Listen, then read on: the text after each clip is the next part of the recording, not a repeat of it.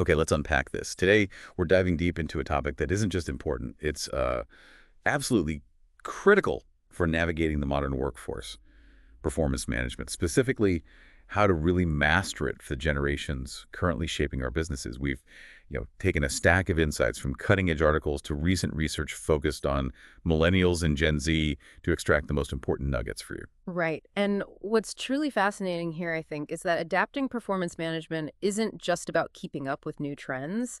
Our sources actually reveal it's a direct countermeasure to huge challenges like the Great Resignation and quiet quitting. Ah, good point. Yeah, it's vital for stemming that talent churn and really boosting overall productivity, even revenue. So, our mission with this deep dive is to understand why these groups are fundamentally different in their What expectations. do they actually need? Exactly, what they Yeah. truly need from a performance system, and how you can adapt your strategies to not just survive, but, truly thrive. And these groups, they're more than just a growing demographic, right? We're talking about millennials and Gen Z. Together, they now represent the majority of today's workforce. And their influence, especially as Gen Z enters full-time roles, well, it's only speeding up. So let's really try and understand who these generations are, how their distinct characteristics are reshaping, well, everything in the workplace, especially expectations. First up, millennials, born roughly between, 1981 and 1996. That's the range, yeah. They came of age just as the internet was exploding, transforming everything. And that seems to have fostered this desire for collaborative, balanced environments and a really strong sense of purpose in their work. Uh-huh. Purpose is huge for them. And now they're in the prime of their careers. Our sources show they're actively seeking roles with significant impact and, crucially, a high degree of autonomy. They fundamentally expect open discussions, collaborative goal setting. They value that ownership over just being told what to do. And this desire for autonomy, it's interesting. It stems from their early exposure to just vast amounts of information and choice online. Actually, one study we looked at highlighted that millennials are something like 22% more likely than older generations to leave a job if they feel micromanaged. Wow, 22%. Yeah. So those traditional restrictive performance reviews, they're a major turnoff, a real deterrent. Okay, so that's millennials. Then you have Gen Z, born from 97 to around 2012. These are the true digital natives. I mean, their world has always been connected. Always on. Right. And that comfort with rapid information flow, it translates directly into their workplace expectations. They're known for prioritizing things like diversity, social good, radical transparency, Absolutely. Transparency is key. and they absolutely crave constant, instant feedback, often delivered digitally, Yeah. right, and concisely. And this leads to a critical shift, one that's often, I think, underestimated. These generations, by and large, they reject traditional top-down performance management, especially the annual kind. The dreaded annual review. Exactly. Our research indicates that companies failing to adapt, they see significantly higher turnover rates among these groups. We're talking sometimes as much as 15–20% higher for those sticking to outdated annual reviews. That's substantial. It really is. They demand systems that are flexible, modernized, dynamic, focusing squarely on growth and continuous development, not punitive criticism. If we, connect this to the bigger picture, their collective influence isn't just evident, it's pushing the entire corporate world to fundamentally rethink what performance even means anymore. Okay, here's where it gets really interesting then. How do these defining traits actually translate into actionable changes? Things businesses can do for modern performance management that genuinely resonates. Let's start with setting goals. Our sources are crystal clear.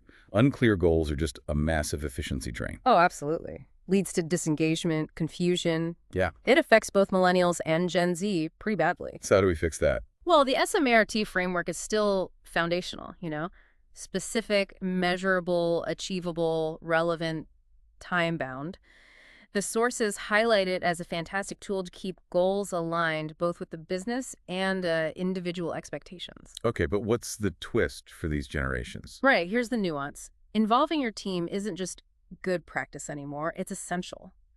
Millennials thrive, they really do, when they have a genuine sense of ownership over their objectives, seeing them as their contributions, not just mandates from above. Makes sense. Ownership. And for Gen Z, that relevant part of SMART, it has to tie into something bigger. Think social impact, innovation, ethical considerations. That drives their engagement far more than for previous generations. Ah. For instance, one company we read about, they found that framing sales targets in terms of like funding X charities operations or reducing our carbon footprint by Y%. Oh, interesting. Yeah, it saw a measurable spike in Gen Z team performance because it connected their KPIs, their key performance indicators, to something larger than just hitting a number. That makes a lot of sense, connecting work to meaning. So, okay, once those collaborative goals are set, the next critical piece, as our sources really hammer home, is how we actually discuss progress. Yeah. Because for millennials and Gen Z, that traditional annual review, it's practically an artifact, isn't it? Completely. An artifact. They want feedback now. They truly prosper with immediate notes on their work, often digital ones. That's a crucial point. And it moves beyond simply more feedback. That's important to grasp. Our research actually highlights that while they crave immediacy, the quality and the focus of that feedback are paramount. Ah, so not just constant chatter. Exactly. Unstructured, constant commentary can actually feel like micromanagement or just, feedback fatigue. It's a real thing. The sweet spot, according to the data, seems to be structured microfeedback, delivered on specific, tangible tasks. That allows for quick adjustments without overwhelming people. Okay, structured microfeedback. How do you deliver that effectively? Regular check-ins are key, and leveraging performance management software helps a lot. Many tools now include features for peer feedback, automated prompts. They help personalize this input. But the mindset has to be right. It's about growth, not judgment. That's the core message. Growth over judgment. Frequent conversations let you spot and tackle issues quickly. And just as importantly, acknowledge achievements frequently. Don't forget the positive reinforcement. Managers really need training on this.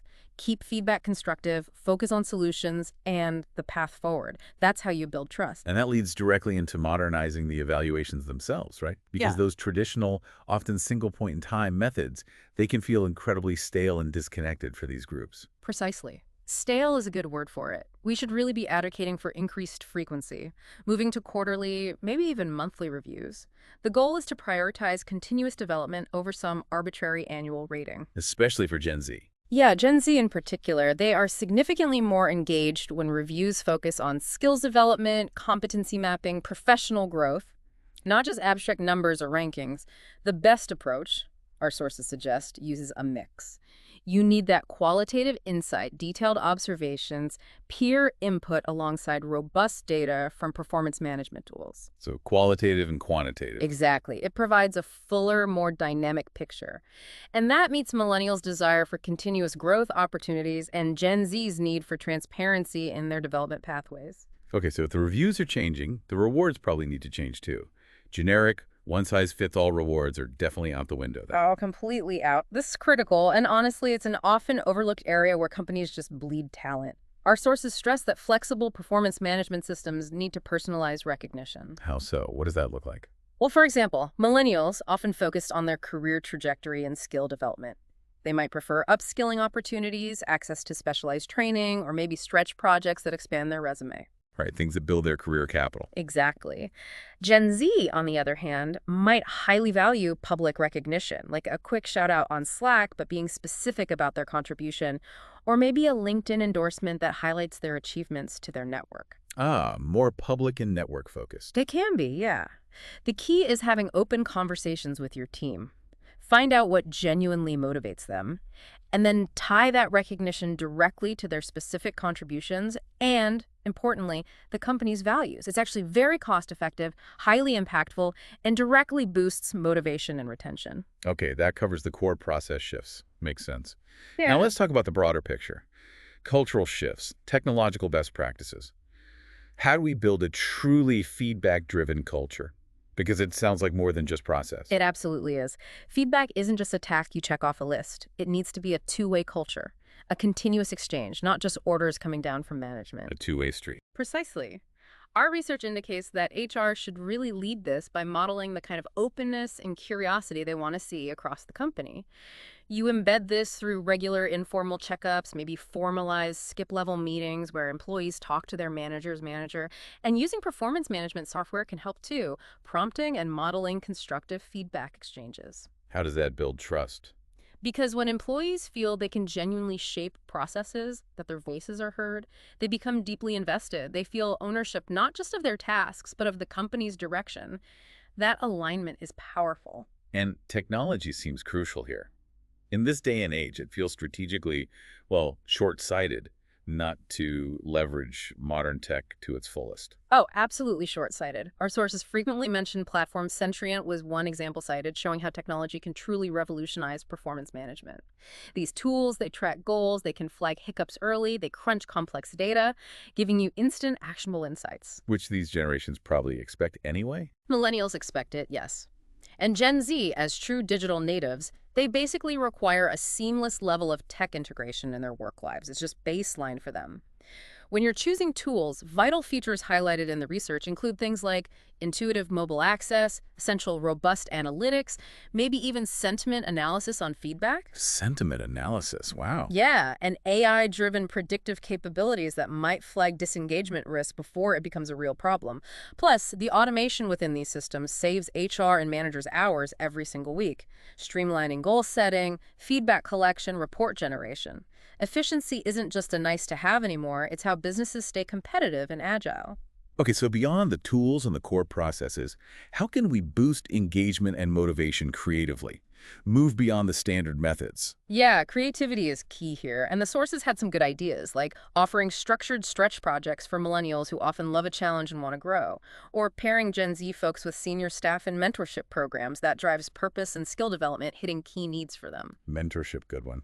And tying tasks directly to their impact, really showing them how their specific work contributes to larger company goals or even societal good that creates a clear spike in motivation. And don't be afraid to gamify a bit. Gamify, like points and badges. Sometimes, yeah, but it can be simpler. Turning milestones into team-based challenges with a collective reward like a pizza party, whatever fits the culture. Or setting up innovation hackathons. These approaches fit their preferences for collaboration and purpose, and they can fuel results in surprising ways. Yeah. Good performance systems can even track which creative approaches work best, letting you refine things over time. That's clever. Finally, and this feels incredibly important, we need to address fairness and equity within these systems. Non-negotiable. Absolutely non-negotiable for these generations. Gen Z, being an extremely socially aware generation, they demand fairness and transparency in pretty much all processes. And millennials deeply value equity and inclusive workplaces too. So it's not just a nice to have. Not at all.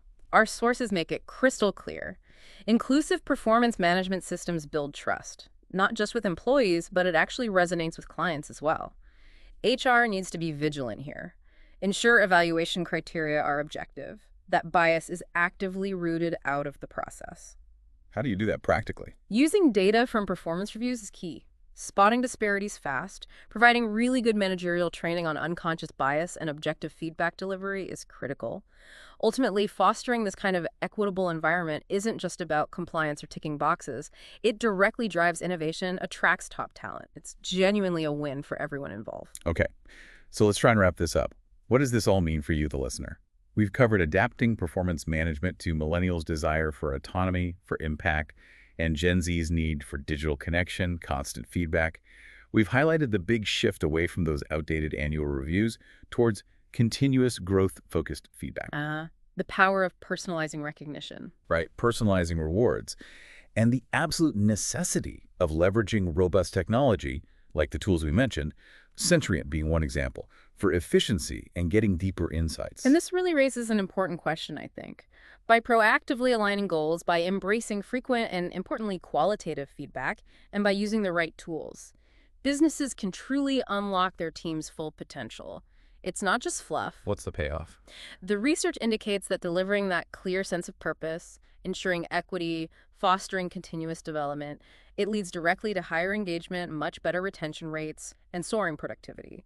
The reward for tackling these performance management challenges using data, focusing on development, showing genuine understanding, is a truly passionate, highly productive, and crucially, loyal workforce. So to bring this all home for you listening, maybe think about just one small thing, one actionable change you could make in your own approach to performance management this week.